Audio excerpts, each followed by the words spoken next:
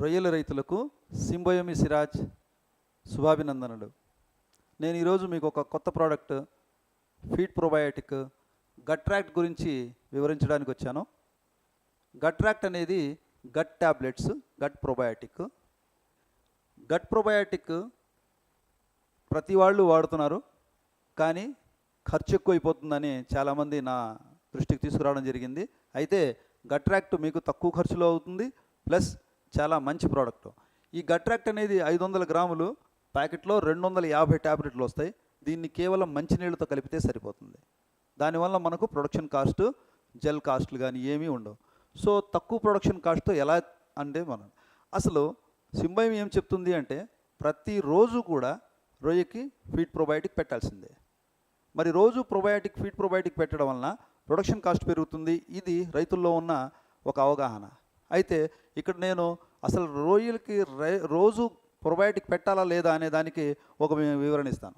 చూడండి, జనరల్గా మనిషి 13% ప్రోటీన్ మ్యాక్సిమం తీసుకుంటాడు ప్రతిరోజు. ఏదో చికెన్ బిర్యానీలు అట్లా తిన్నప్పుడు ఏదన్నా ఉంటే పర్సంటేజ్ పెరగొచ్చేమో, కానీ ఇన్ జనరల్ రెగ్యులర్గా వచ్చేటప్పటికి 13% ప్రోటీన్ కన్నా ఎక్కువ వెళ్ళదు. సో 13% ప్రోటీన్ తిన్న మనమే ప్రతిరోజు మజ్జిగో పెరుగో తీసుకోకపోతే ఆ కంఫర్ట్నెస్ ఉండదు. మరి అలాంటప్పుడు రొయ్య 30% కన్నా ఎక్కువ ప్రోటీన్ని తీసుకుంటుంది. మరి దానికి డైలీ ఫీడ్ ప్రోబయాటిక్ పెట్టాల్సిన అవసరం లేదా? కంపల్సరీ ఫీడ్ ప్రోబయాటిక్ పెట్టాలి. అయితే తక్కువ ఖర్చుతో ఎలా వెళ్ళాలి అనేది ఇక్కడ సింబయోమి గట్రాక్ట్తో మీకు వివరిస్తాను. ఒకవేళ మనం 3000 కేజీలు అంటే 3 టన్నులు కనుక హార్వెస్ట్ చేయాలనుకుంటే మనం ఉపయోగించే ఫీడు సుమారుగా 4.5 టన్నుల వరకు ఉంటుంది. అంటే 4500 కేజీల వరకు ఉంటుంది. ఈ 4.5 టన్నులు కూడా మనం 4 నెలలు యూజ్ చేస్తాం. ఎందుకంటే కల్చర్ పీరియడ్ దగ్గర 120 డేస్ వరకు ఉంటుంది కాబట్టి 4 నెలల్లో 4.5 టన్నులు యూజ్ చేస్తాం. అయితే మొదటి నెల మనం ఏ మెడిసిన్ వాడం కాబట్టి మొదటి నెల ఈ 500 కేజీలు మనం ఏ మెడిసిన్ పడదు. అంటే మిగిలింది 4000 కేజీ అంటే 4 టన్నులు. ఈ 4 టన్నుల్ని మనం సాధారణంగా 3 నెలల్లో వాడతాం.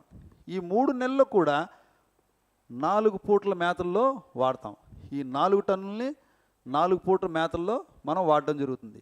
అంటే యావరేజ్ని కనుక చూస్తే ఈ 4 టన్నులు ప్రతి పూట టన్ను చొప్పున వస్తుంది. అంటే 1000 కేజీలు ఒక మీల్స్ చొప్పున యావరేజ్ని వస్తుంది. ఒక్కోసారి ఇక్కడ 11 కేజీలో 1100 అవ్వచ్చు, ఇక్కడ 1200 అవ్వచ్చు, ఇక్కడ 900 అవ్వచ్చు. యావరేజ్గా 1000 కేజీలు కనుక తీసుకుంటే మనకు ఈ గట్రాక్ట్ ప్రతిరోజు కనుక కలిపితే మనకు 1000 ట్యాబ్లెట్లు కావాలి. 1000 ట్యాబ్లెట్లు అంటే 2 కేజీలు. ఎందుకంటే అరకిలోకి 250 ట్యాబ్లెట్లు వస్తున్నాయి కాబట్టి 2 కేజీలు అంటే మనకు 1000 ట్యాబ్లెట్లు వస్తాయి. అంటే గట్రాక్ట్ 1000 ట్యాబ్లెట్లు 2 కేజీలతో మనం 3000 కేజీల పట్టుబడి చేయవచ్చు, 3 టన్నులు పట్టుబడి చేయవచ్చు. అంటే 1 టన్ను పట్టుబడికి సుమారు ఇక్కడ చూస్తే మనకు 650 గ్రాముల నుంచి 700 గ్రాముల కన్నా ఎక్కువ గట్రాక్ట్ అవసరం ఉండదు. అయితే గట్రాక్ట్ వాటర్తో కలిపి తడి పొడిగా ఉన్నప్పుడు మాత్రమే చల్లాలి. దానివల్ల బెస్ట్ రిజల్ట్స్ వస్తాయి. అయితే గట్రాక్ట్ వాడడం వల్ల లాభాలు ఏంటి? ఒకటి, గట్రాక్ట్ వాడడం వలన చెక్కలో రెట్ట చాలా కరెక్ట్గా గమనించడం జరుగుతుంది.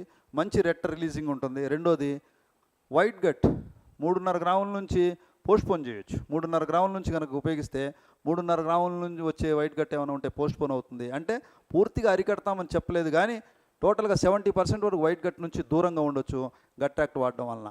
ఎప్పుడైతే ఎసిమిలేషన్ పవర్ పెరుగుతుందో గట్కి ఆటోమేటిక్గా ఫీడ్ కన్వర్షన్ కూడా బాగుంటుంది. అలా గట్రాక్ట్ చాలా ఉపయోగకరం. సింబయోమి యొక్క విశిష్టమైన ఉత్పాదన.